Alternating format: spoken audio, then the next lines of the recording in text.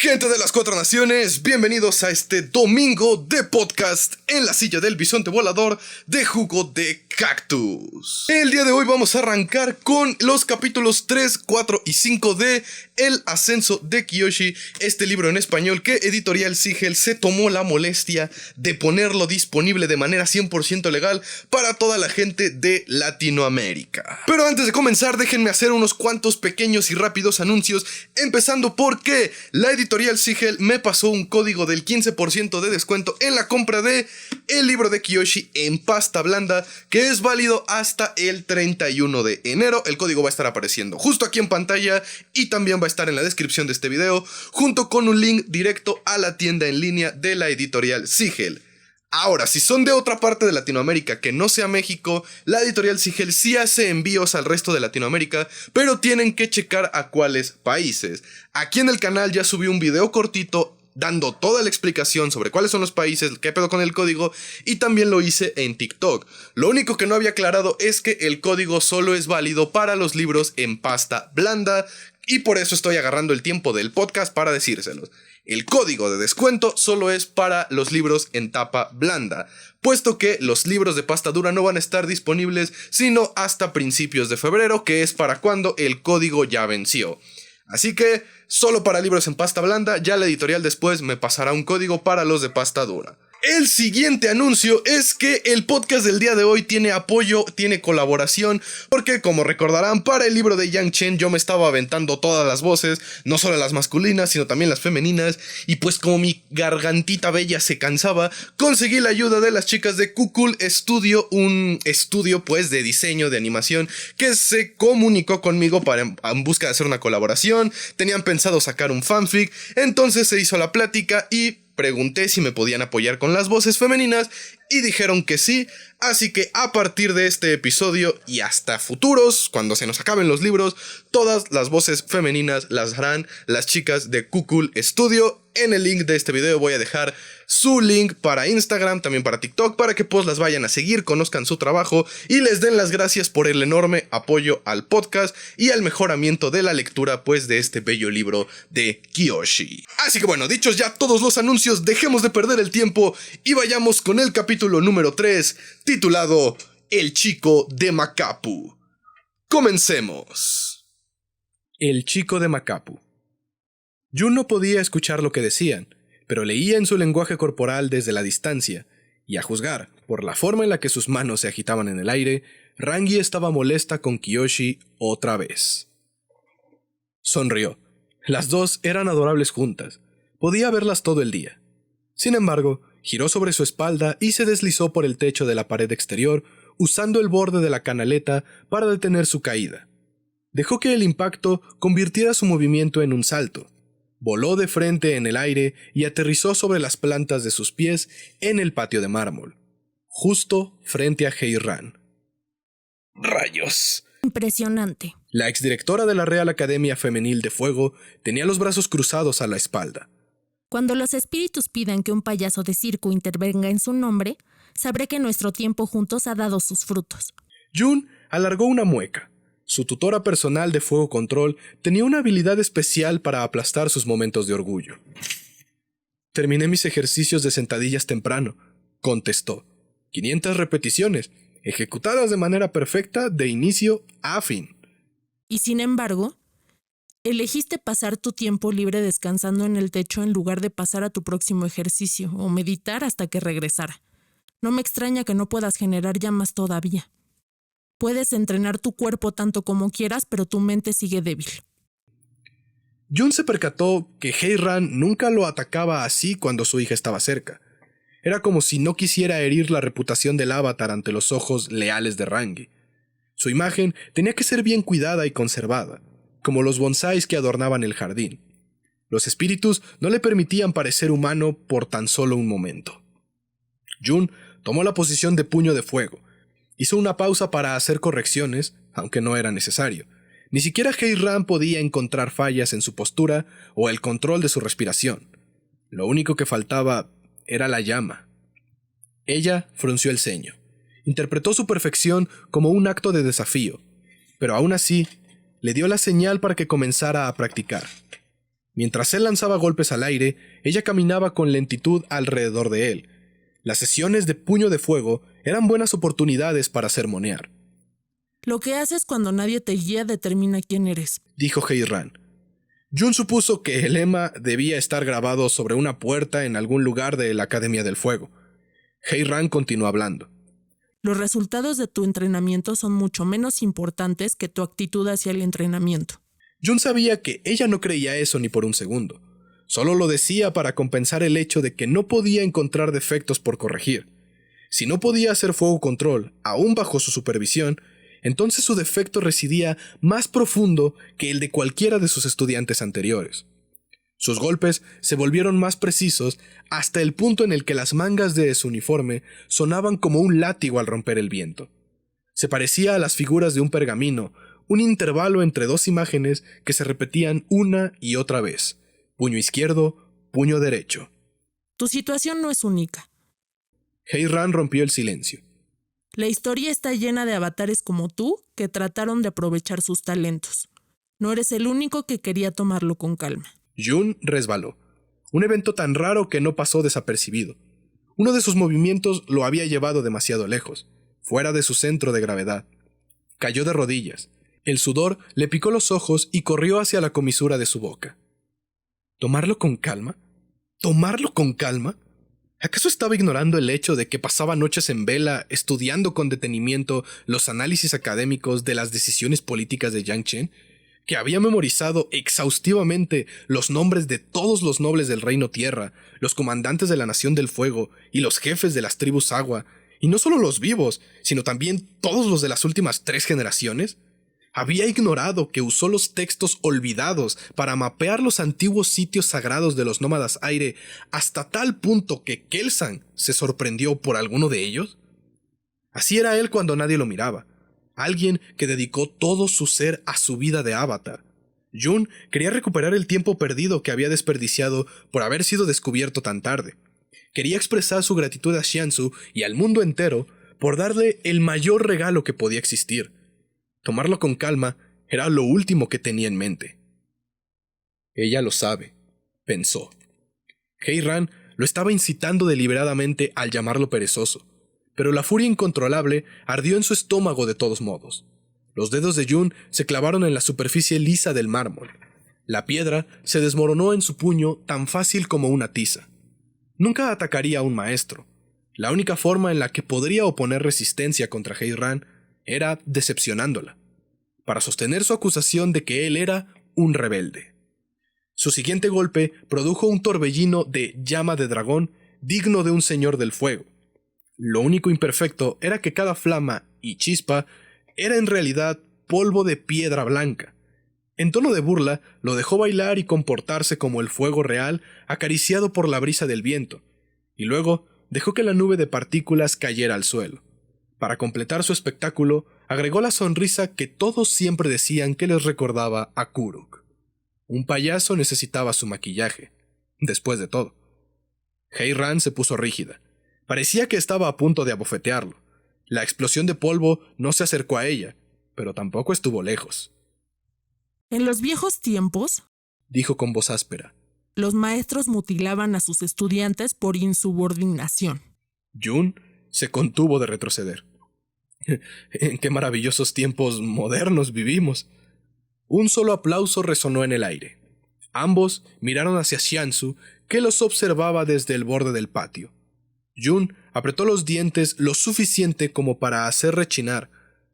Por lo regular, podía sentir los pasos del mentor a través del suelo, pero ese había sido un día dominado por todo tipo de desequilibrios.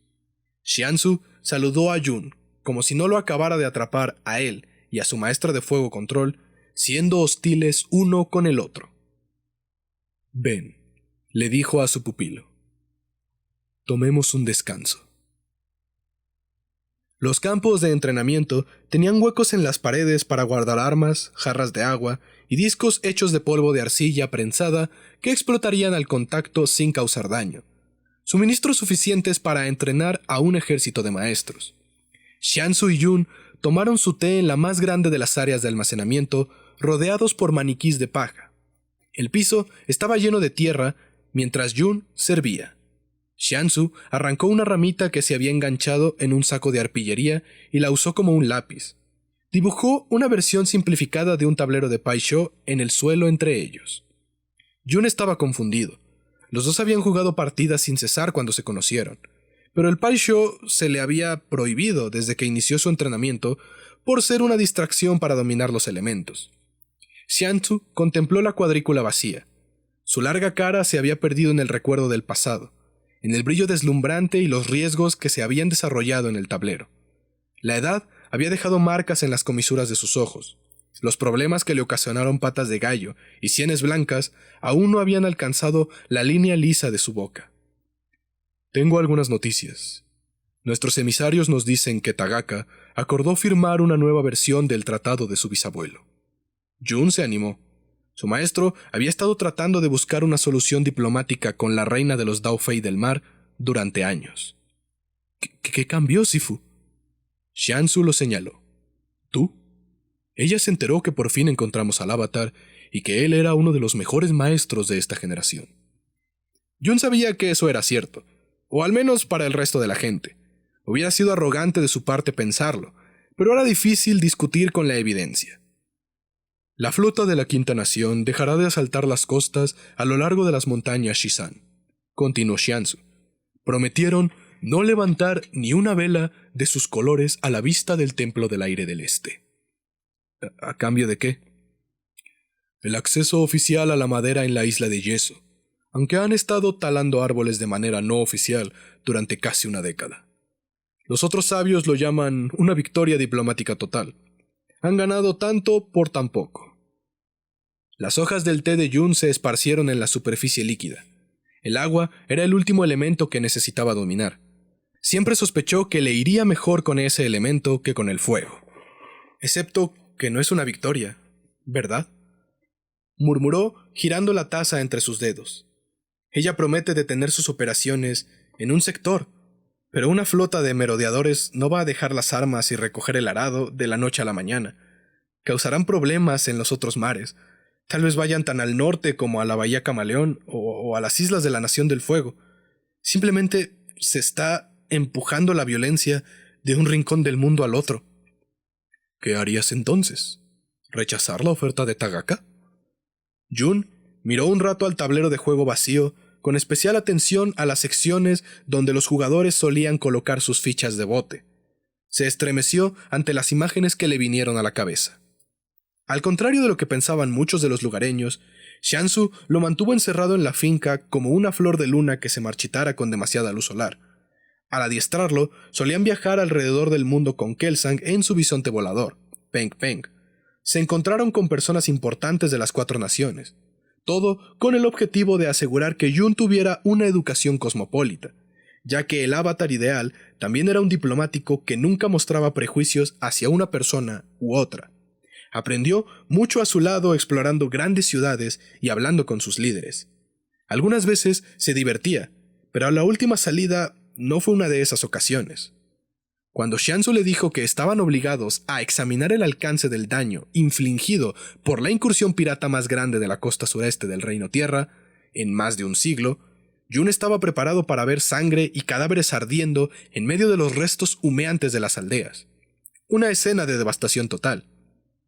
Pero cuando volaron a baja altura sobre las costas en la espalda de Peng Peng y revisaron los pueblos costeros en busca de sobrevivientes, se sorprendió al ver las casas de madera a la deriva y chozas de paja intactas, casi sin daños, pero sin rastro de los habitantes en ninguna parte.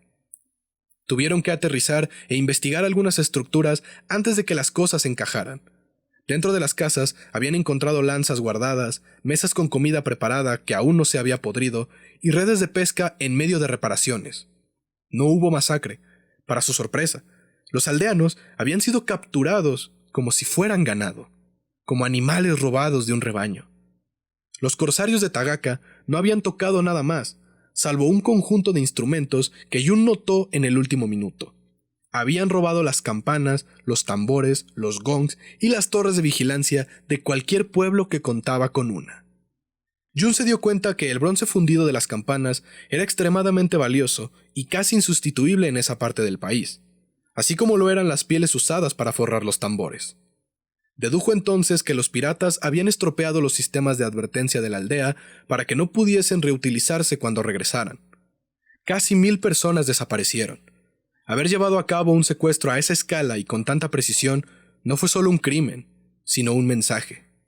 Tagaka era más peligrosa que su padre, su abuelo y cualquier otro pirata sanguinario que navegara por el Mar del Este.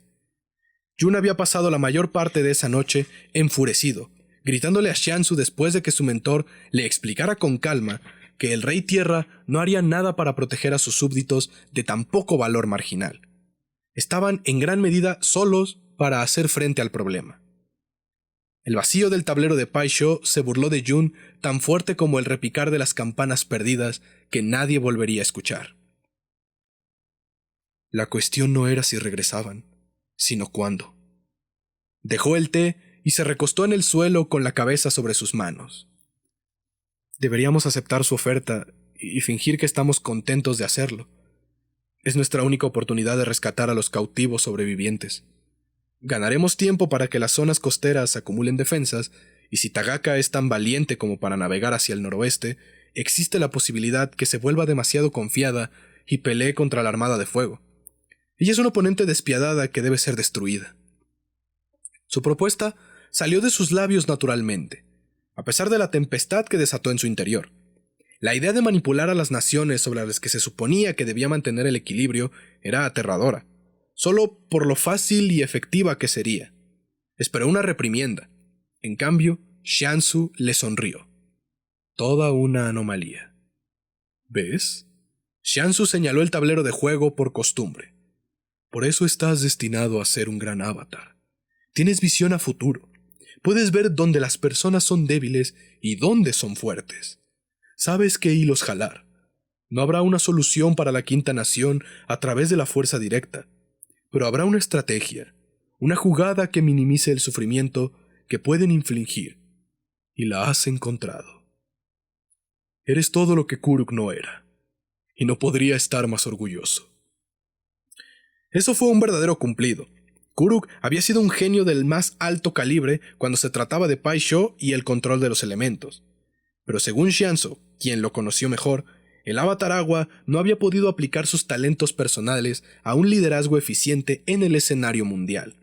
Había desperdiciado su tiempo buscando placeres en las 4 naciones y murió pronto. Entonces supongo que eso significa que seré feliz y viviré para siempre. Maravilloso, se dijo Jun en tono sarcástico para sus adentros. Miró al otro lado del patio donde Heiran estaba recargada en un poste esperando a que terminaran. La mujer parecía una estatua. Cada aflicción que ella le había hecho sentir empeoraba con el hecho de que se parecía tanto a su hija, Rangi. Tenían el mismo rostro como de muñeca de porcelana, cabello negro azabache y ojos que tendían más al bronce oscuro que al habitual tono dorado ámbar de los de la Nación del Fuego. Tener un guardaespaldas hermoso y adorable de su edad, como Rangi, se arruinaba cuando su vivo retrato le pateaba el trasero con frecuencia. Heiran piensa que me parezco demasiado a Kuruk, suspiró Jun. Tienes que ser más comprensivo con ella. Renunció a su comisión en el ejército de la Nación del Fuego para enseñar a Kuruk y luego dejó la Real Academia para enseñarte a ti. Ella ha sacrificado más que cualquiera de nosotros por el Avatar. Escuchar que le había arruinado 2 carreras prometedoras a la misma mujer en diferentes vidas lo hizo sentir peor. Esa es una razón más para que me odie. Xiansu se levantó y le indicó a Jun que hiciera lo mismo. No, su problema es que ella te quiere mucho. Si eso es cierto, entonces tiene una forma muy poco divertida de mostrarlo. Xiansu se encogió de hombros. Así son las madres de la Nación del Fuego. Ella te quiere casi tanto como yo. Demasiado, tal vez. Jun siguió a su mentor hacia el centro del cuadrilátero. La transición de la sombra fresca al calor exterior fue un golpe fuerte. Debes saber que tienes el amor de muchas personas, puntualizó Xiansu. Kelsang, los sabios visitantes y casi todos los que te han conocido. Creo que la tierra misma te ama. Te sientes conectado a ella en todo momento, como si estuviera hablándote a ti. ¿Estoy en lo cierto? Lo estaba, aunque Jun no sabía a dónde iba con eso. Sentirse conectado a la tierra era el primer requisito, el más básico para la Tierra Control. Heiran se unió a la caminata. Por otro lado, continuó Xianzu, el fuego control es una técnica única en las 4 disciplinas, ya que por lo general no se basa en una masa existente separada del propio cuerpo. No se forma un vínculo con el elemento en su entorno. Lo generas desde adentro. ¿Lo estoy explicando con claridad, directora? Heiran asintió, aunque algo confundida, sobre por qué estarían discutiendo lo obvio. «Quítate las zapatillas», ordenó Xianzu a Jun. ¿Eh? Al igual que muchos maestros tierra, Jun nunca usaba zapatos al poder evitarlo, pero para el entrenamiento del fuego control lo obligaban a ponerse un par de zapatillas apretadas. Las condiciones de Tagaka son que cualquier tratado nuevo deberá firmarse tras su aprobación. Sé que dije que en esta misión la diplomacia era más importante que la fuerza directa, pero sería ideal si tuvieras algún conocimiento de fuego control. Solo en caso de que los piratas necesiten una pequeña muestra de poder. Quítate los zapatos. El sol quemaba la cabeza de Jun. Los insectos zumbaban en sus oídos como una alarma. Nunca había desobedecido a Xianzu antes, así que se quitó las zapatillas, se bajó los calcetines y los arrojó a un lado. No entiendo, vaciló. ¿Qué está pasando aquí? Xianzu examinó el piso de entrenamiento. Como dije, la tierra misma te ama, y tú la amas. Ese vínculo podría ser lo que te está bloqueando los estados elementales necesarios para dominar los otros elementos. Deberíamos intentar cortar ese vínculo para que no tengas nada en lo que confiar excepto tu fuego interior. Nada de ayuda externa. Por primera vez en su vida, Jun vio a Heiran dudar. Xianzu, ¿estás seguro de que es una buena idea? Es una idea, reconoció Xianzu. Que sea bueno o no, depende del resultado. Un nudo helado se formó en el estómago de Jun mientras su mente conectaba los puntos. ¿Vas a hacer que me queme los pies? Xianzu sacudió la cabeza. Nada tan cruel. El hombre extendió la mano hacia un lado con la palma hacia abajo, y luego la levantó. Alrededor de ellos brotaron pequeñas pirámides de 1 pulgada de alto en el piso de mármol, cada una con terminación en punta afilada. El terreno estaba cubierto de manera uniforme de pared a pared. Era como si alguien hubiera colocado clavos en cada espacio de la tabla de Paisho y luego la volteara con las puntas hacia arriba. Ahora, veamos cómo repasas la primer forma de sol reunido. Xianzu señaló el jardín, que rodeaba un anillo estrecho. Sal de ahí, justo en el medio, y muéstranos tus habilidades. Jun parpadeó para contener las lágrimas. Miró a Heiran suplicante. Ella sacudió la cabeza y se volteó. No puedes hablar en serio. Xianzu estaba tan tranquilo como una nube a la deriva. Puedes comenzar cuando estés listo. Avatar. Eso, gente, fue el capítulo número 3. Vamos con el capítulo número 4, titulado Trabajo Honesto. Atravesar la puerta de la mansión era como entrar a un portal al mundo espiritual. O eso era lo que Kiyoshi se imaginaba después de escuchar las historias que Kelsang le contaba. Era una completa traición de una serie de reglas a otra. Ella provenía de un lugar aburrido, donde las únicas monedas que podías gastar eran el sudor y el tiempo, sembrando y cebando anzuelos a cambio de no pasar hambre. Pero detrás del muro había todo un universo místico donde los rituales y las negociaciones podían llevarse al progreso en un solo día. El borde estaba marcado por una línea de sombra debajo del muro de tierra apisonada. Rangi asintió a los 2 guardias veteranos del ejército del Reino Tierra, quienes tensaron sus cuellos e hicieron reverencia en señal de respeto. Atraídos por la mejor paga que ofrecía estar bajo el servicio de Xianzu, mantuvieron sus abombados cascos de ala ancha, pero los pintaron con las paletas de tonos verdosos que el erudito usaba. Kiyoshi siempre se preguntó si aquello era siquiera legal. Dentro, el amplio jardín rebosaba de conversaciones. Sabios y dignatarios de tierras lejanas entraban y salían de la mansión con regularidad. Muchos de ellos disfrutaban hacer negocios rodeados de flores y del dulce aroma de los árboles frutales. Un mercader vestido de forma extravagante, que provenía de Omashu, regateaba con un oficial de adquisiciones de la Nación del Fuego sobre el futuro del mercado de las coles, ignorando los pétalos de flores de cerezo que caían dentro de su té.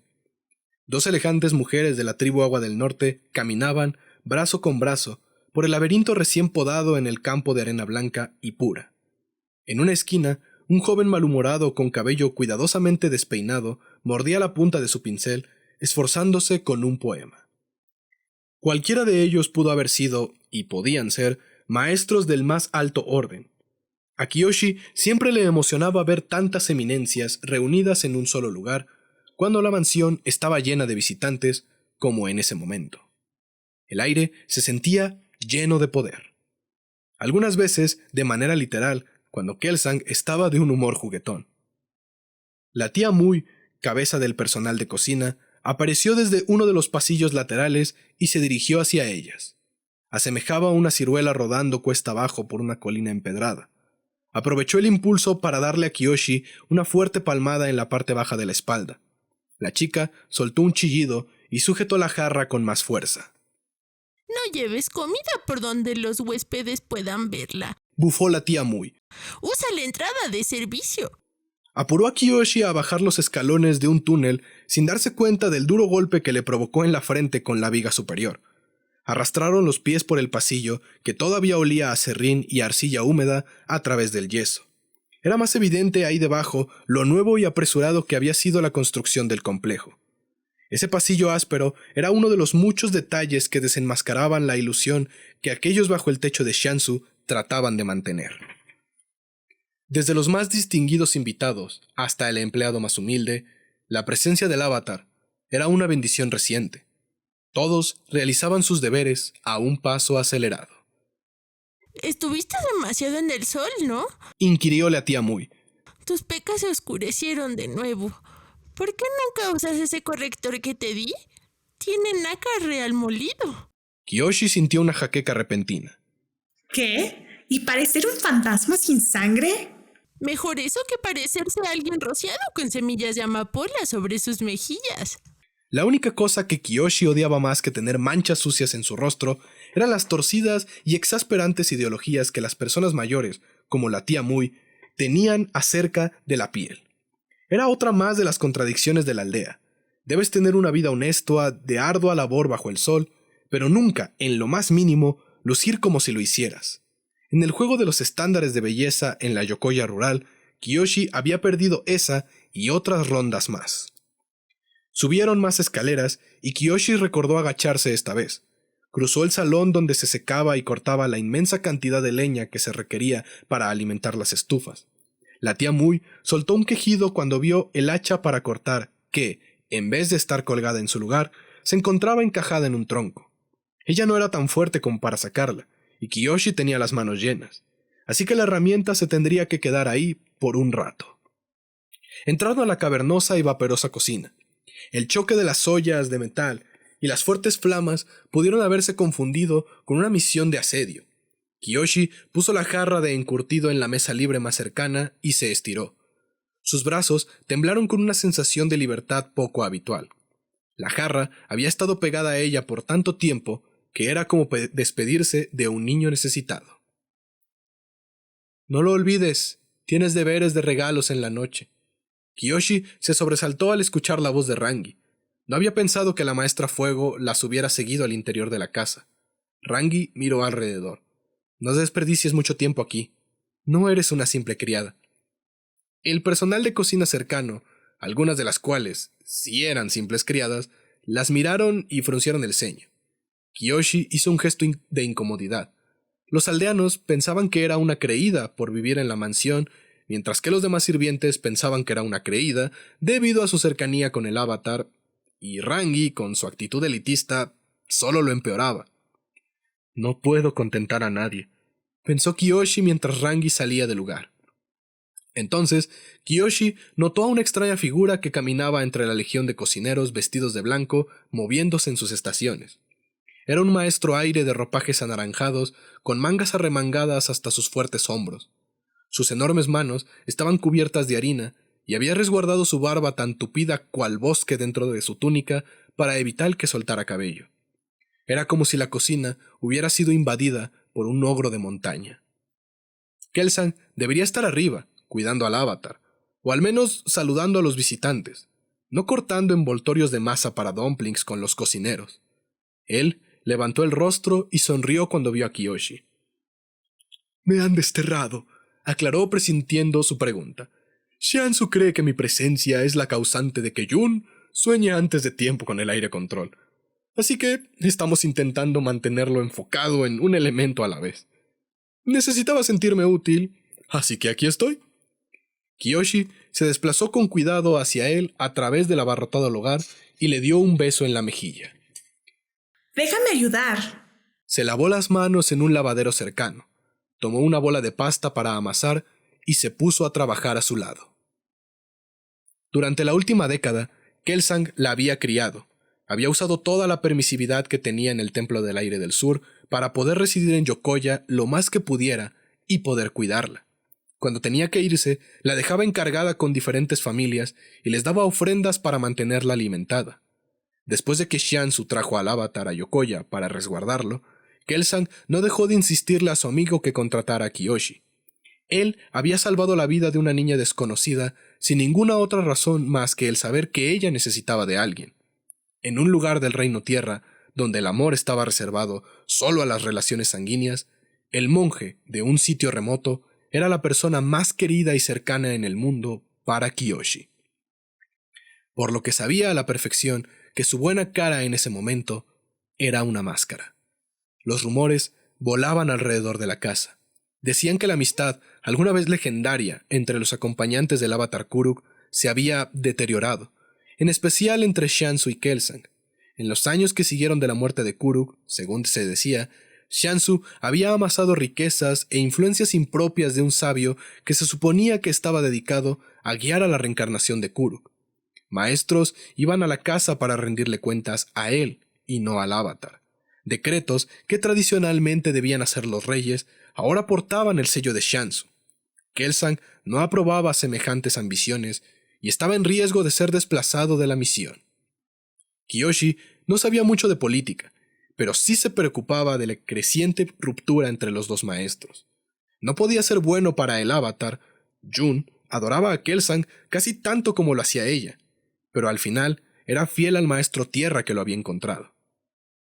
Distraída en sus pensamientos, no se dio cuenta del pequeño montoncito de harina que voló desde la mesa y la golpeó en la frente. El polvo blanco nubló su visión. Miró con ojos entrecerrados a Kelsang, que no estaba tratando de ocultar el segundo tiro que giraba sobre su palma, rodeado de un tornado tamaño bolsillo que había invocado. «No fui yo», le dijo. «Fue otro maestro aire». Kiyoshi soltó una risita y tomó el montoncito de harina del aire que explotó entre sus dedos. Déjalo antes de que la tía Mui nos saque de aquí. «Entonces deja de preocuparte por mí», le contestó como si hubiera leído su mente.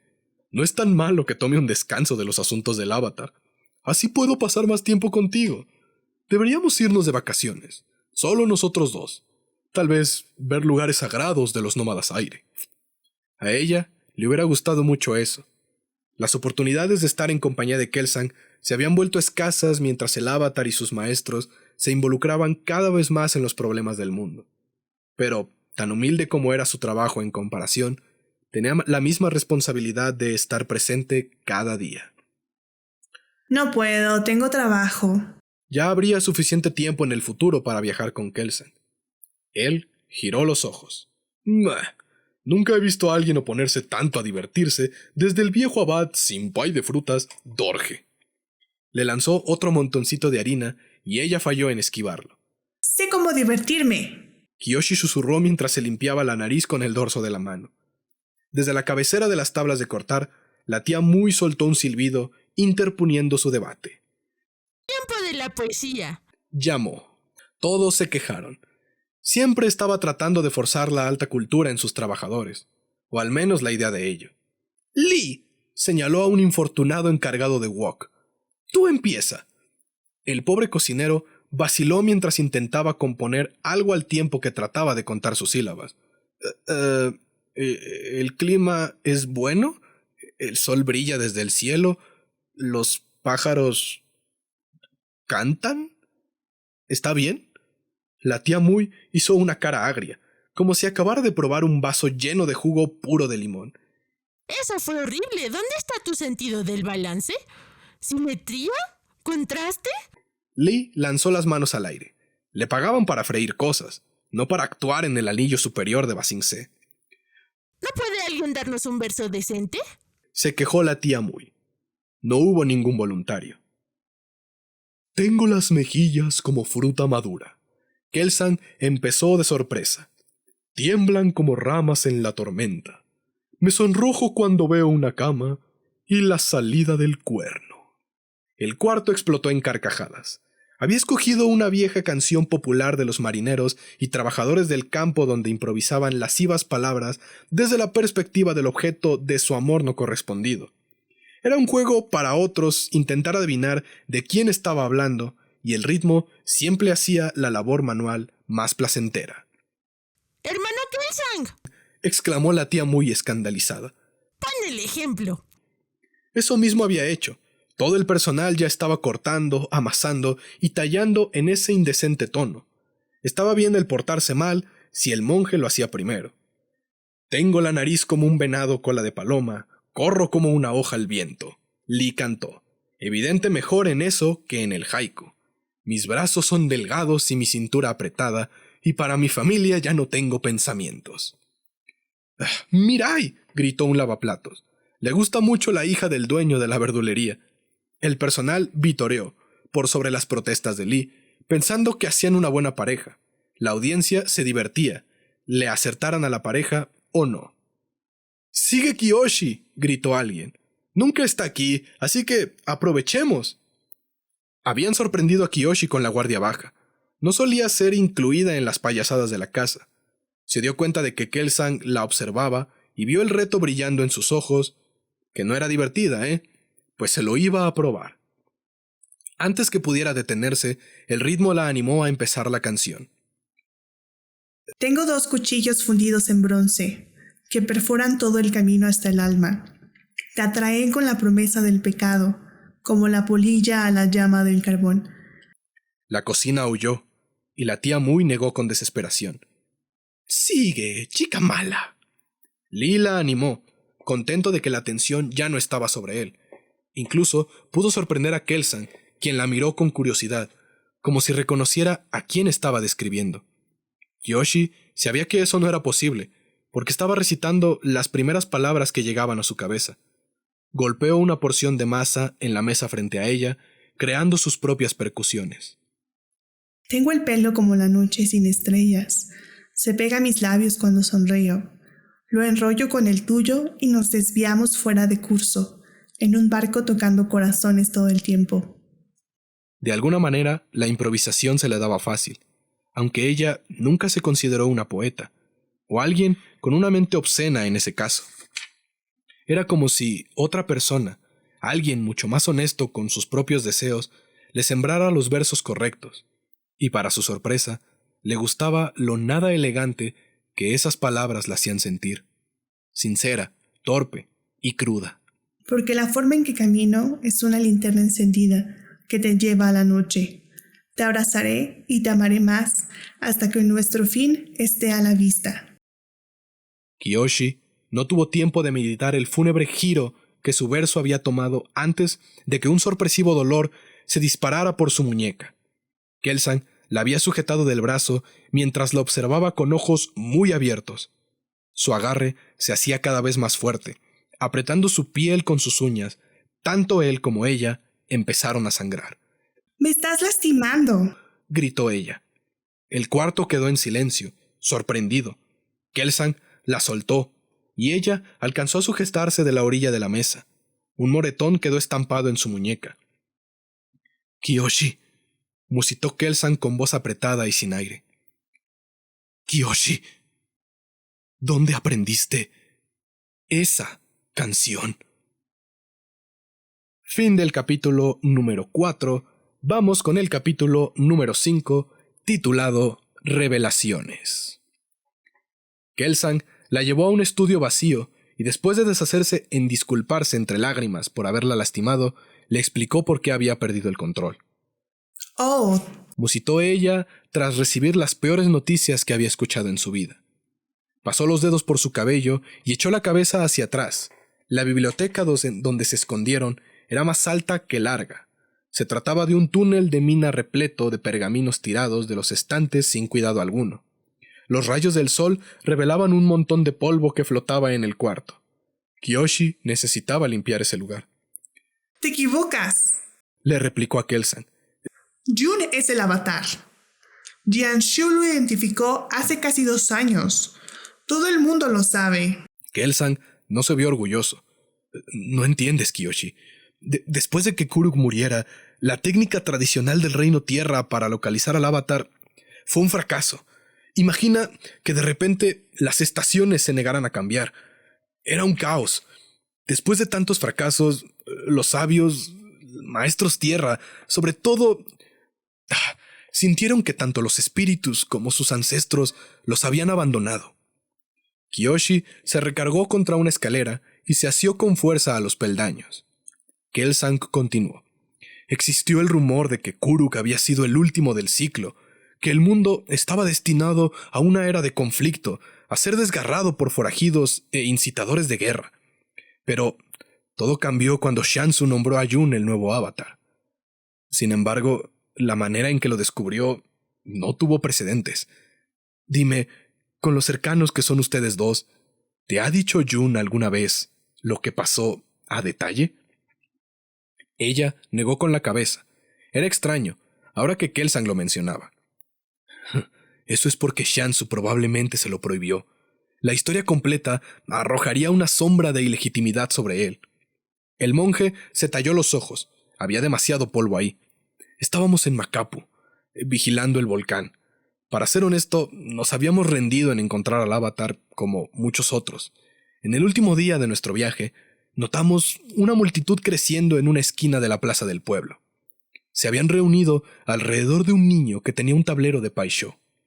Jun estaba retando a turistas como nosotros y hacía bastante dinero con ello. Para darle seguridad a sus oponentes, hacía la apuesta de la bolsa ciega, que es cuando tu oponente juega de manera normal eligiendo sus fichas, pero tú pones las tuyas en un saco y las mezclas al azar. Lo que sea que saques en cada turno es con lo que tienes que jugar. Una desventaja insuperable. Kiyoshi pudo visualizarlo con facilidad. El don de la palabra de Jun podía sacar dinero de las carteras de la gente con algunas bromas y sonrisas brillantes. Él podía dejar a alguien en bancarrota y aún así esa persona estaría feliz de haberlo conocido. Lo que la mayoría de la gente no sabe, incluyendo Jun, es que la apuesta de bolsa ciega es una estafa, dijo Kelsang. Tienes que amañar la pieza o la bolsa para encontrar las combinaciones exactas que necesites. Pero Jun no estaba haciendo trampa. En realidad estaba sacando las piezas al azar y ganando. Puede que lo hayamos tomado como un niño que disfrutaba de una racha de suerte, pero Shansu notó que estaba jugando con las estrategias favoritas de Kuruk, turno por turno. Justo hasta la colocación exacta de las piezas. Lo estuvo haciendo juego tras juego. Demostró trucos y trampas que Kuruk había mantenido en secreto para todos excepto nosotros. Parece que Kuruk se tomó el Paisho bastante en serio, dijo Kiyoshi. Kelsang bufó, y después el polvo lo hizo estornudar, enviando un pequeño tornado hacia el tragaluz. Fue una de las pocas cosas que tomaba en serio, y él era inequívocamente uno de los más grandes jugadores de la historia. Y dependiendo de las reglas que estés usando, tienes hasta 60 piezas. Hay cerca de 200 espacios en el tablero donde puedes colocarlas. Las probabilidades de tomar piezas al azar y ejecutar una jugada tan precisa, la cual solo Kuruk estaría tan loco como para usarla y ganar, son impensables. A Kiyoshi no le agradaba tanto el Paisho, pero sabía que los maestros con frecuencia hablaban acerca de este estilo de juego, siendo estos tan individualistas y reconocibles como una firma, una identidad contenida dentro del tablero. Después de lo que Shansu pasó con Shupingan y los cuellos amarillos, continuó Kelsang, fue como si le hubieran quitado el peso de varias montañas de sus hombros. y si le quedaban algunos rastros de dudas, todas se desvanecieron por completo cuando vio a Jun hacer tierra control. La verdad es que el chico podía mover rocas como nadie. Si identificáramos al avatar mediante un concurso de precisión del control, él sería la reencarnación de Kuruk sin lugar a dudas. Kiyoshi recordó esa mañana y el increíble uso de tierra control con el que su amigo la había salvado. En su mente, solo el avatar podría hacer algo así. No lo entiendo, Dijo al fin. Todo esto es una prueba. Jun es el avatar. ¿Por qué me dices que yo soy? ¿Que yo? ¿Por qué me harías eso?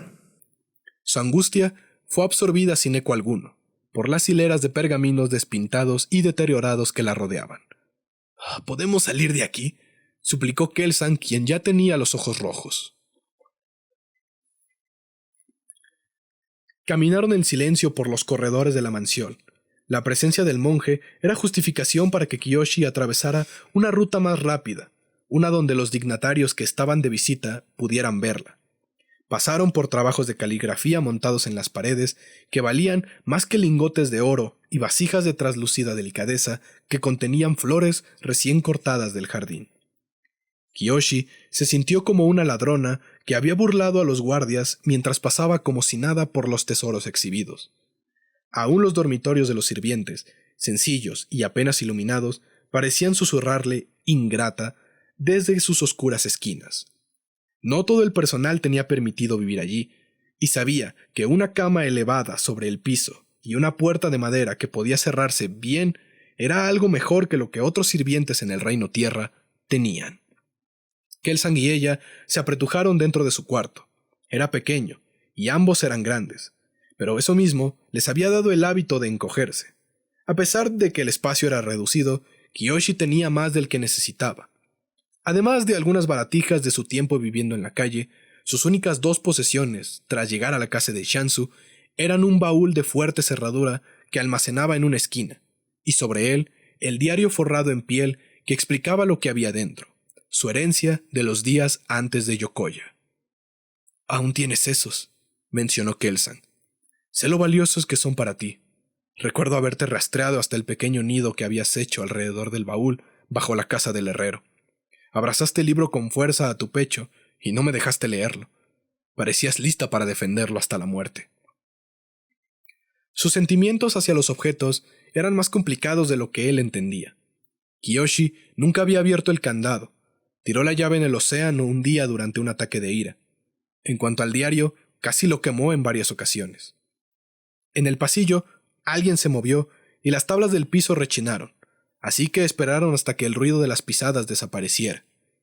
Kelsang, sentado en la cama, doblando las tablas en el medio, Kiyoshi, recargada contra la puerta y con los pies plantados, como si un ejército enemigo intentara demolerla. ¿Así que crees que soy el avatar por una canción estúpida que inventé?, alegó ella. En algún punto del trayecto, entre el estudio y su cuarto, habían encontrado las suficientes agallas para decirle eso en voz alta. «Pienso que podría ser el avatar porque improvisaste las líneas exactas del poema que Kuruk escribió hace mucho tiempo», aclaró Kelsang. Un poema. Un poema no era una prueba, no como la fría y dura imposibilidad de lo que Jun había hecho. Kelsang entendió que necesitaba una mejor explicación. «Lo que estoy a punto de decirte, lo tienes que guardar solo para ti». «Estoy escuchando». «Fue hace 20 años. Kuruk y el resto de nosotros aún éramos muy cercanos, pero sin ningún reto de verdad por enfrentar. Nos alejamos para seguir nuestras propias vidas. Shansu empezó a trabajar en las tenencias familiares. Heiran empezó a enseñar en la Real Academia del Fuego y se casó con el padre de Rangi, Junsik, en el mismo año. Fue cuando más feliz la he visto. En cuanto a mí, fue cuando el abad Dorje estaba vivo y aún estábamos en buenos términos, así que me estaban preparando para liderar el Templo Aire del Sur. Darles un pasado a los venerables maestros que Kiyoshi veía tan elevados era una extraña mezcla de satisfacción y desconcertante voyerismo. Sentía que estaba escuchando cosas en las que no debería entrometerse, pero la duda ganó. ¿Qué estaba haciendo Kuruk? Siendo Kuruk, respondió encogido de hombros, viajando por el mundo, rompiendo corazones y ganando fama.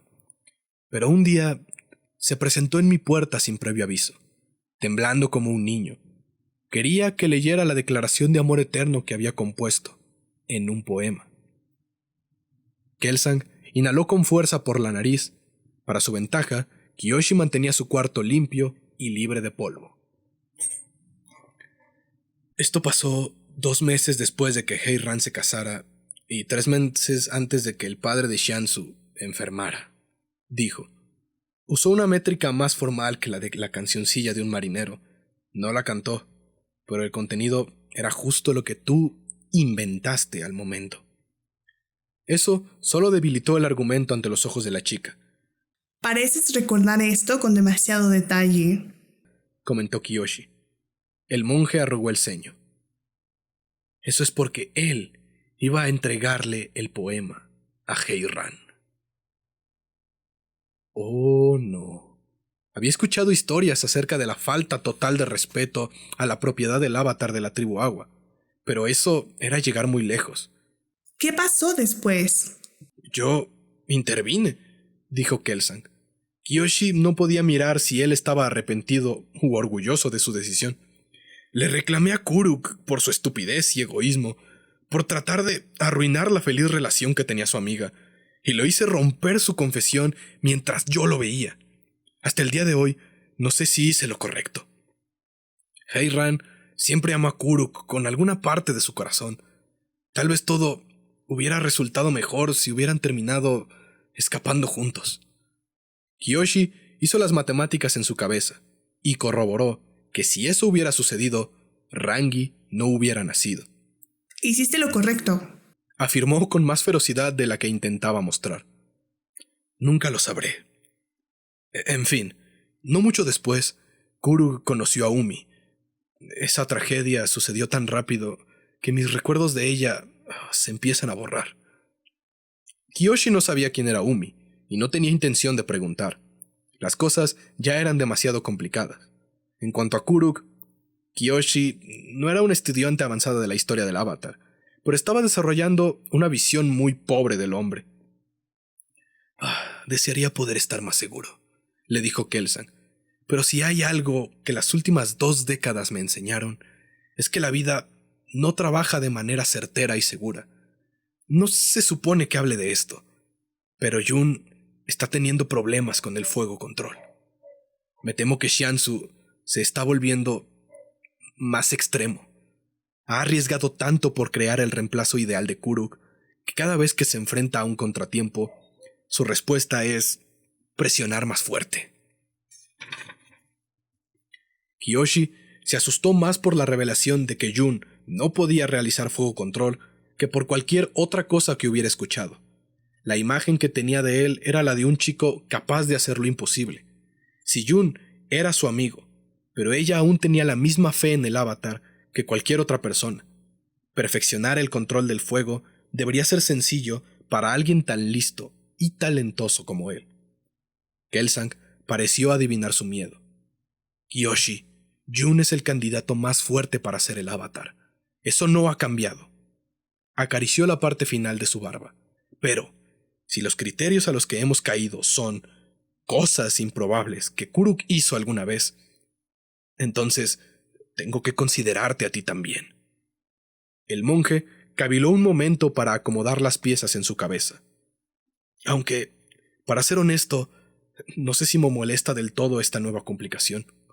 Tú tienes méritos dignos de un avatar que no reconoces. Kiyoshi se burló. Tales como... Tienes humildad desinteresada. Eso no es cierto. No soy más que... Se dio cuenta de que Kelsang estaba a punto de reírse de ella, por lo que frunció el ceño. Él se levantó y las tablas de la cama rechinaron de alivio. Lo siento, le dijo. Puedo haber sido capaz de contestar esta pregunta hace años si hubiera tenido la oportunidad de conocer a tus padres como lo hice con los demás niños de la villa. Más información podría haber hecho la diferencia. Kiyoshi hizo una mueca y pateó el baúl con su talón. soltando la súbita sensación de enojo que le atravesó el cuerpo. El hado de madera hizo un sonido parecido al que haría un tambor. Estoy segura de que les hubiera encantado tener un hijo tan valioso como el Avatar, contestó molesta. Kelsang le sonrió con gentileza. Hubieran estado orgullosas de su hija, no importa qué, dijo, como yo lo estoy. Cualquier otro día, Kiyoshi se hubiera sentido consolada de saber que se había convertido en una constante en la vida de Kelsang y él en la de ella. Pero si atravesaba la puerta y le decía a Shansu lo que había pasado, destruiría aquel rincón del mundo que ambos habían hecho suyo. ¿Acaso Kelsang no se daba cuenta de eso? ¿No estaba preocupado? ¿Podemos mantener esto en secreto?, preguntó Kiyoshi. No quiero ser imprudente. Tal vez recuerdes el poema de Kuruk de manera diferente por la mañana. O Jun hará fuego control. Cualquier cosa. Por favor. Kelsang no contestó. Se había quedado concentrado mirando su pequeña repisa. Tenía una borla teñida de dorado, algunas cuentas, una moneda que había robado de una caja de donación de un santuario, pero se sentía demasiado culpable como para gastarla y demasiado temerosa como para regresarla. Así como la tortuga de arcilla que no recordaba bien cómo la había obtenido. Solo sabía que Kelsang se la había regalado. El monje se quedó viendo los objetos por un largo tiempo. «Por favor», pidió Kiyoshi. Kelsang la miró de nuevo y suspiró. «Por un corto tiempo, tal vez. Pero eventualmente tendremos que decirle a Shansu y al mundo. Cualquiera que sea la verdad, debemos encontrarla. Juntos». Después que se fue, Kiyoshi no se sentó. Pensaba mejor cuando estaba de pie, sin moverse. La celda de madera, su cuarto, era buena para ello. Era una pesadilla. Aun cuando no se consideraba una importante dignataria política, tampoco era idiota. Sabía el tipo de alboroto que se armaría si yacía por debajo el precario desequilibrio que Shansu y Jun habían establecido por el mundo. La montaña que habían suspendido en el aire. Desde las esquinas había espiado episodios de sollozos extasiados y el alivio que experimentaron muchos de los visitantes la primera vez que sus ojos se posaron en Jun. Después de más de una década de dudas, él era un cuerpo sólido, una mente ágil, una promesa tardía realizada. El heredero del sagrado legado de Yang Chen, Avatar Jun, era un faro de luz que le daba confianza a la gente, el que brindaba seguridad, que el mundo podía ser salvado. En cambio, Avatar Kiyoshi sería tierra tirada sobre el fuego en un intento por apagarlo. Sus ojos miraron el diario que yacía sobre el baúl. Su pulso se volvió a acelerar. ¿La habrían abandonado de saber que existía la posibilidad, no importaba qué tan pequeña, de que ella tuviera alguna importancia? Alguien tocó a su puerta. Deberes de regalos, lo había olvidado. Mandó toda la conversación con Kelsang al fondo de su mente. Sabía por experiencia que no había problema tan grande que no se pudiera guardar para después. Kelsang no estaba seguro, así que no había necesidad de preocuparse. De lo que tenía que preocuparse era que Rangi la hiciera esconderse para... «¡Hey!», saludó Jun detrás de la puerta. «Estaba buscándote». Y bueno, gente, eso sería todo por el video, o bueno, el podcast del día de hoy. Espero les haya gustado, les haya entretenido y no se les olvide que mañana ya empezamos con el contenido regular del canal y la siguiente semana con los capítulos 6, 7 y 8 de El libro de Kiyoshi en español. Nuevamente quiero agradecer a las chicas de Kukul Studio por su apoyo en las voces para este podcast. Muchísimas gracias y esperemos que de aquí en adelante sigamos sacando más contenido para ustedes, los suscriptores de Jugo de Cactus. Sin nada más que agregar, mi gente, yo me despido, esperando que se cuiden mucho, que la fuerza los acompañe y que no se les olvide que la separación de las naciones es una ilusión. Somos un solo pueblo. Adiós.